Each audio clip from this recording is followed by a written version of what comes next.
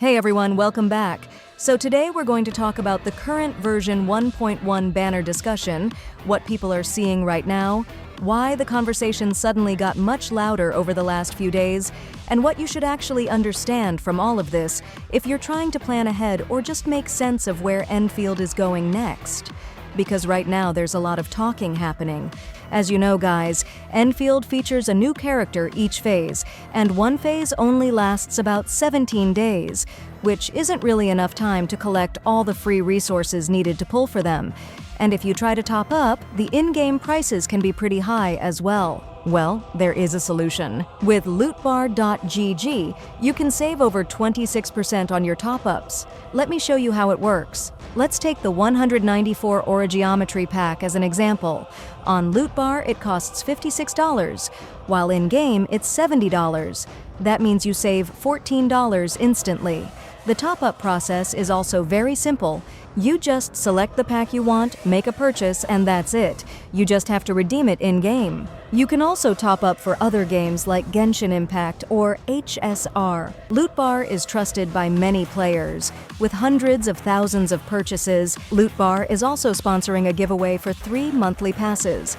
The rules are simple. Just like this video, leave a comment and check out Lootbar using my link in the description.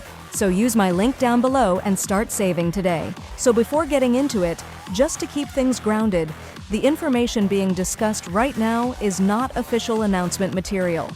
Banner order, timing, and even which characters appear together can change before anything is finalized.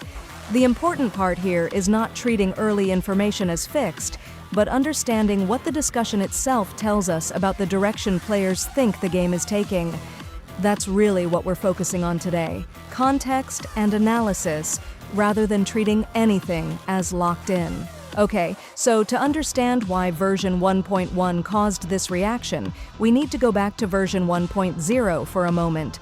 The launch version used 3 separate phases, and that created a very specific expectation. Players saw multiple characters introduced quickly, banners rotating fairly fast, and naturally assumed that this would become the normal rhythm of the game. That happens in almost every new gacha release. Launch versions move faster because the game needs to introduce its world and main cast quickly, but historically, once the launch period ends, things usually stabilize. And honestly, that uncertainty is what pushed this conversation forward more than anything else. So, what actually started the discussion was information circulating online suggesting that version 1.1 could focus around Rossi and Tangtang, with no new lower rarity character appearing alongside them. That detail is what caught attention immediately because it looks different from what some players expected after version 1.0. Now, the important thing here is not treating that lineup as guaranteed. Early information like this often changes, especially when timing and banner order are involved. What matters more is how people reacted. Some players saw this as a chance to save resources. Others started worrying about rarity balance, asking whether too many high-rarity characters would appear back-to-back. And some were simply surprised by the timing compared to story progression. So instead of focusing only on who appears next, the discussion shifted toward what this might mean for pacing and long-term structure. And this is where things get interesting, because the concerns themselves are actually very familiar if you've seen other games during their early months. Players are asking whether the game will release too many premium characters in a row, whether banners will move too quickly, and whether planning ahead will even be possible. At the same time, there's another side of the reaction where people are saying the opposite. Some players actually feel relieved, because fewer characters per update means more time to save and more time to understand team building before the next release arrives. So you end up with 2 reactions happening at the same time.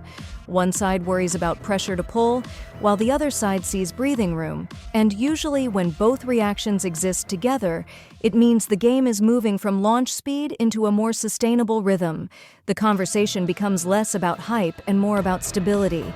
When it comes to Rossi specifically, the reaction has been mostly excitement. She already has strong presence in the story, and that naturally makes players feel ready for her to become playable sooner rather than later. Characters that are visible early tend to build momentum quickly, because players already understand their personality and role before they ever appear on a banner. Based on the information currently circulating, Rossi is being described as a sword user focused on close-range combat, with a faster, engagement-heavy playstyle. And honestly, that lines up with how players already perceive her from story moments and combat scenes. At the same time, some players are cautious simply because of timing. When a popular character appears earlier than expected, it can put pressure on resources. So you see excitement mixed with planning, which is actually a healthy sign for a new game's economy. Tangtang has sparked a different kind of discussion, and a lot of that comes from expectations rather than hype alone. According to the information being shared right now, she's described as a hand cannon user, which immediately sets her apart from most of the early roster. A ranged striker with explosive or nature-based damage suggests a role that fills distance coverage, something the early lineup doesn't emphasize as strongly yet. That weapon choice alone explains why her placement is being talked about so much. A ranged character arriving early can change how teams are built, because it gives players an option that isn't tied to constant close-range engagement. Instead of committing fully to melee pressure, a hand cannon-style character naturally opens space control and safer positioning. So even before exact abilities are known, players already see her as someone who could balance team compositions rather than compete directly with existing roles. What's interesting is that the discussion around Tangtang isn't really about whether she's strong or weak. It's more about how she changes early team variety. So when you step back and look at the whole situation, version 1.1 isn't really causing controversy because of specific characters. It's happening because players are starting to understand the game's pacing for the first time after launch. The shift from 3 phases to a potentially smaller lineup makes people reassess expectations, and that naturally creates discussion. Some see it as slower, others see it as healthier, but overall it points toward the game settling into a more predictable rhythm rather than rushing forward. And honestly, that's usually a good sign this early on. Once patterns become clear, planning becomes easier, and the conversation moves away from uncertainty toward strategy. That's where things stand right now. As more information appears and the next update gets closer, the picture will naturally become clearer, and we'll be able to see whether this really sets the tone for future patches, or if it's just a transition period after launch. If you want more updates like this, not just headlines, but context and breakdowns that help make sense of what's happening, consider subscribing. I'll keep covering Endfield banner discussions, pacing changes, and character overviews as things develop. And let me know in the comments how you're approaching version 1.1 right now. Are you planning to pull early or saving for someone further down the line? Thanks for watching, and I'll see you in the next one. With Lootbar.gg, you can save over 26% on your top-ups, so use my link down below and start saving today.